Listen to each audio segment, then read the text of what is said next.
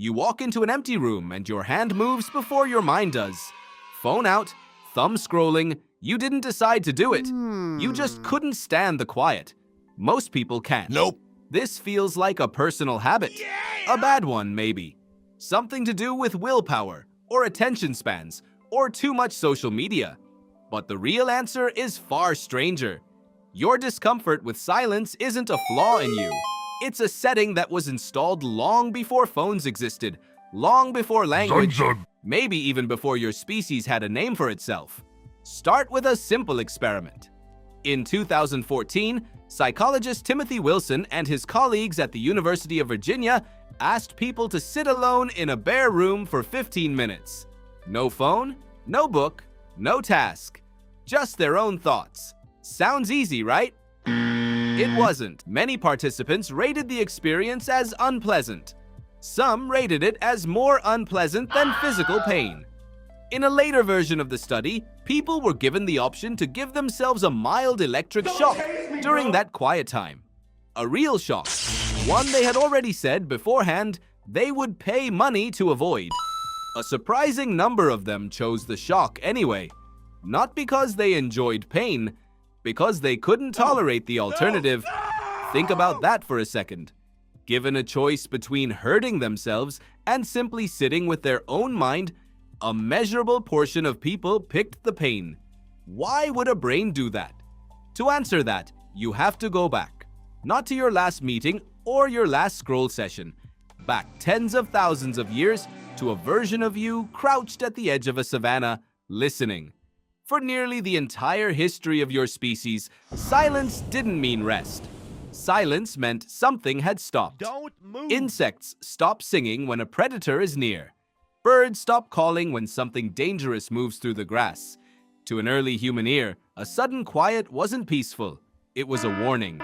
The absence of sound was itself a kind of sound, and it usually meant pay attention right now. Your nervous system evolved inside that pattern. Generation after generation, the humans who treated unexpected silence as neutral, who relaxed into it without checking their surroundings, were exactly the ones a predator was more likely to catch. Gotcha. The anxious ones, the ones who startled at the gap in the noise, survived to raise children. You are descended from the startled ones. So when a room goes quiet today, your amygdala doesn't know the difference between a savanna at dusk and your living room on a Tuesday night. It still treats the empty soundscape as a flag. Something is unaccounted for. Find it, fill it. Your phone is simply the fastest tool you've ever had for doing that. There's a second layer to this, and it's even stranger. Silence doesn't just remove outside stimulation. It turns the spotlight inward, onto your own mind. And your mind is not always a comfortable place to stand. Neuroscientist Marcus Rachel, working at Washington University, helped identify something called the default mode network. This is the set of brain regions that switches on when you're not focused on a task, when you're staring out a window, when you're standing in line with nothing to look at. When the room is silent, the default mode network is where memory, self-reflection, regret, and imagined futures all live. It's the part of your brain that replays the argument you had 3 days ago. It's the part that drafts tomorrow's anxieties before tomorrow has even arrived. Constant noise and constant input act like a lid on that network. Notifications, conversation, music, scrolling, they keep the spotlight pointed outward, away from yourself. Take the input away, even for 15 minutes, and the lid comes off. Whatever you've been avoiding has nowhere left to hide. Is it any wonder people would rather shock themselves than meet it? Here's where the story gets a genuine twist, though. The very system that makes silence so uncomfortable might also be the one thing your brain quietly depends on to function. In 2013, researcher Imke Kirsta, then at Duke University, ran an experiment with mice. She exposed different groups to different sound environments: white noise, pub calls, classical music, and silence. Then she measured something specific in their brains afterward. The silence condition was the only one that reliably triggered the growth of new cells in the hippocampus, the brain region most associated with memory formation. 2 hours of true quiet a day was enough to do it. Not 2 hours of meditation, not 2 hours of deliberate focus, just the absence of sound. That means the very state your mind fights to escape is also one of the only states in which certain kinds of mental repair can happen. You're not just uncomfortable in silence, you're avoiding something your brain may actually need. Picture it like a muscle that's never allowed to rest. Constant noise, constant scrolling, constant input. None of it is inherently bad in small doses. But a system that never gets quiet, never gets the chance to consolidate, to file things away, to grow the very tissue it uses to remember who you are and what happened to you. The discomfort you feel in silence isn't proof that silence is bad for you.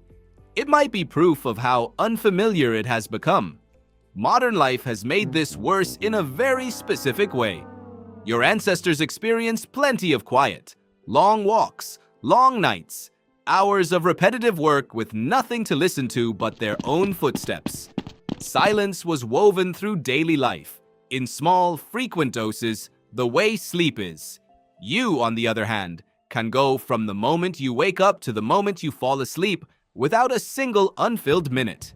Podcast on the commute, music in the shower, a show playing while you eat, a phone glowing in every gap that used to belong to nothing at all. This isn't an accident of laziness, it's a design problem. Every app on your phone is built by people who understand, at least intuitively, the same discomfort Timothy Wilson measured in that lab. They know that a quiet moment is an opportunity, and if they don't fill it first, something else will. A notification arriving during a silent pause isn't competing with other content. It's competing with your own mind. And for most people, your mind doesn't win that fight. So what happens when you finally do sit in silence, deliberately, without flinching toward a screen? At first, almost everyone reports the same thing. Restlessness, a vague itch to check something, anything, thoughts arriving louder than they normally do because there's nothing else competing for volume. This is not a malfunction.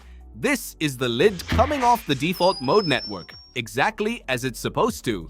Stay with it past the first few uncomfortable minutes, and most people describe a shift. The noise in the head doesn't disappear, but it stops feeling like an emergency. It starts to feel more like weather passing through a room you're sitting in, rather than a storm you're trapped inside. There's something almost generous in how your brain handles this once you stop fighting it. Stop it! The same circuitry that evolved to scan a silent savanna for danger is the circuitry that, given enough uninterrupted time, starts sorting through everything you haven't had a chance to process. Old conversations, unfinished decisions, feelings you didn't have time to feel because something was always playing in the background. Silence doesn't create those things. It just stops hiding them. There's a cultural angle to this too, and it complicates the story in an interesting way. Not every human society has treated silence the way modern, hyper-connected life does. Anthropologists studying small-scale societies, from hunter-gatherer groups to rural farming communities, have repeatedly documented long stretches of unstructured quiet woven through ordinary days. Hours spent walking, hours spent waiting, hours spent doing repetitive manual tasks with nothing to listen to but wind, footsteps, or breathing. These weren't moments people tried to escape. They were simply part of the rhythm of being alive. Quiet wasn't an event. It was the background condition of existence, and noise, when it happened, was the event. Compare that to your own day. Quiet is no longer the background. It's the exception, and a fragile one at that. The moment it appears, you treat it the way your ancestors treated an unexpected gap in the birdsong, as something to investigate and resolve, fast. Except where they were scanning the tree line for movement, you're scanning your pocket for a screen. This shift matters more than it sounds like it should, because of something else researchers have noticed about boredom specifically. Boredom isn't just the absence of stimulation, it functions, in a sense, like hunger. Hunger tells you that your body needs fuel. Boredom may tell you that your mind needs new input to process, compare, or learn from.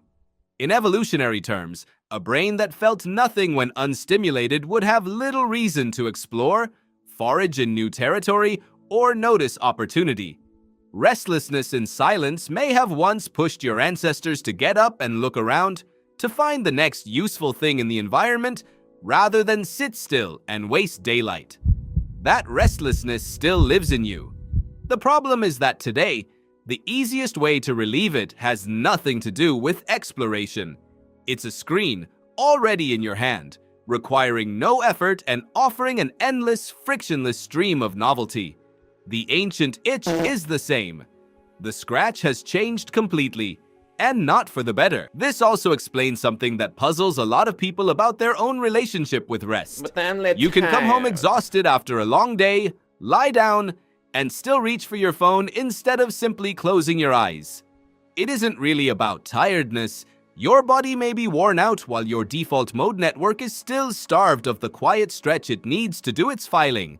Physical exhaustion and mental restlessness are not the same thing, and silence, real uninterrupted silence, is one of the few things that seems to address the second. None of this means you need to abandon noise, music, or your phone altogether. Stimulation isn't the enemy here. The issue is the total disappearance of any unfilled space at all. The loss of even small, regular doses of quiet that your ancestors had built into ordinary life almost by accident. You don't need a silent retreat in the mountains. You need what they had without trying. A walk without headphones. A commute without a podcast. A few minutes before sleep with nothing playing at all. Small, repeated doses, the way silence used to arrive. You don't need 15 minutes in a bare lab room to test any of this. You only need to notice the next time a room goes quiet and your hand starts reaching for your phone before you've made any conscious decision at all. That reach is not weakness. It's tens of thousands of years of survival wiring, firing in a context it was never built for. Knowing that doesn't make the discomfort vanish, but it does change what the discomfort means. So the next time you walk into an empty room, try leaving your hand where it is. Let the silence sit there for a moment, unfilled. Your ancestors would have called that danger. Your brain might call it discomfort. But for a few quiet minutes, it might just be the closest thing you have to rest.